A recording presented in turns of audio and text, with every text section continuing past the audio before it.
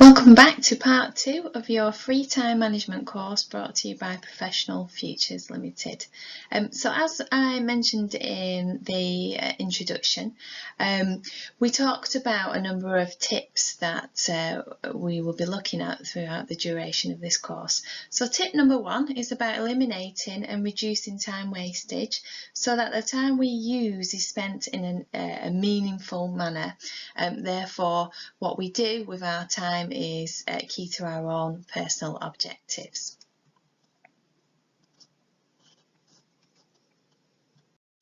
So before we can look at eliminating and reducing time wastage, we need to have a little look at what we do on a day-to-day basis and the traps that perhaps we all fall into. So the first one is crisis management. So this is where we may stagger from one crisis to another. So for example, firefighting, where we move from one problem to the next, where we're actually not considering any of our own objectives and what it is that we're trying to achieve. So this is a very, very expensive way of operating because actually what you're not doing is focusing on the job role that you are paid to do. The next one is Beck and Call, which is pretty much where your days are filled with a variety of tasks. So your time is used up well and good, and it's very, very easy when you're at somebody's Beck and Call to actually not plan any of your activities. So this is where you actually respond to the demands from other people rather than taking time out to plan your own objectives and to ensure that you actually meet them. And the next one is the treadmill.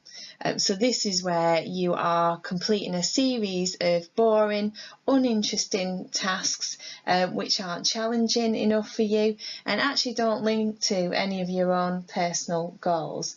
So this results in you being bored and the tasks that you do are very, very mundane.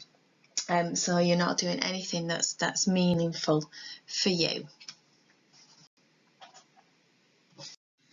So when we fall into these traps, people spend most of their time responding to the next or the most pressing demand without actually having to think about what they're trying to achieve. So when you consider what you do on a day-to-day basis, have a think about how often you actually plan your own objectives and set about achieving those objectives on a day-to-day basis. So as a result of this, you may find that you lose sight of your own goals and objectives and actually achieve nothing much at all. So what can we do about getting out of these activity traps that we're all likely to fall into? Well, the first thing is to set goals and objectives, and these are goals and objectives that are important to ourselves so that on a day-to-day basis we feel a sense of value in the work that we do.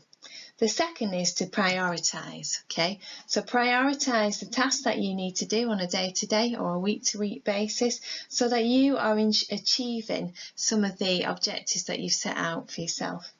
And the last thing is make decisions. Make those decisions based on achieving some of your key objectives, okay? So that's part 2 finished at this moment in time. So I look forward to seeing you in part 3 where we talk about effective goal setting.